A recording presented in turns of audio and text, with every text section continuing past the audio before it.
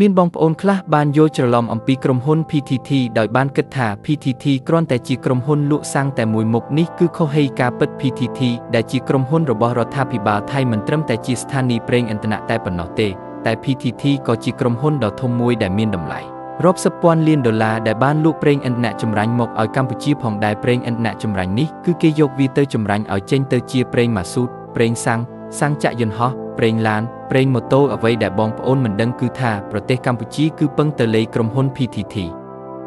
ចង់60ក្នុងការទិញពួកប្រេងទាំងអស់នឹងកាលពីឆ្នាំ2023កម្ពុជាបានទិញពី PTT ចំនួន 1,700 លានដុល្លារពេលទិញពីវៀតណាមវិញគឺត្រឹមតែ572 លានដុល្លារតែប៉ុណ្ណោះម្យ៉ាងទៀតបងប្អូនខ្លះប្រហែលជាមិនដឹងទេថាសូម្បីតែក្រុមហ៊ុនសាំងតេឡា Total កោតេចរក៏បានទិញប្រេងពីប្រទេសថៃដែរប៉ុន្តែមិនទាំងស្រុងទេទាំងអស់នេះមានន័យដូចម្ដេចគឺមានន័យថាប្រទេសកម្ពុជាគឺបានពឹងទៅលើប្រទេសថៃក្រុមហ៊ុន PTT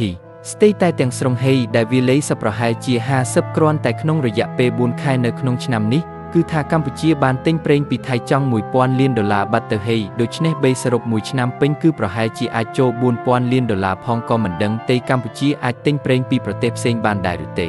ចម្លែកគឺបានប៉ុន្តែគ្រាន់តែវានឹងមានតម្លៃថ្លៃជាងច្រើនហេតុផលដែលទិញពីថៃនិងវៀតណាមគឺថាវាទទួលបានតម្លៃថោកជាងដោយសារតែប្រទេសទាំងពីរនឹងវានៅជិតកម្ពុជាជាងគេពេលទិញពីប្រទេសដទៃទៀតដែលនៅឆ្ងាយជាងគឺថាតម្លៃដឹកជញ្ជូនវាថ្លៃខ្លាំងប្រសិនបីប្រទេសកម្ពុជាចង់បញ្ឈប់ក្នុងការទិញប្រេងទាំងអស់នឹងពីប្រទេសថៃនិងប្រទេសវៀតណាមបន្តទៀតនោះតតែកម្ពុជាមានរោងចក្រចម្រាញ់ប្រេងជារបស់ខ្លួនឯងនៅក្នុងប្រទេសបន្ទាប់ពីមានរោងចក្រចម្រាញ់ប្រេងនៅក្នុងប្រទេសរួចហើយគឺថាកម្ពុជាត្រូវការទិញតែប្រេងឆៅតែប៉ុណ្ណោះខ្ញុំផុសនេះគ្រាន់តែចង់ឲ្យបងប្អូនបានគិតពិចារណាតែប៉ុណ្ណោះឲ្យបងប្អូនបានយល់ដឹងអំពីសេដ្ឋកិច្ចនៅក្នុងប្រទេសកម្ពុជា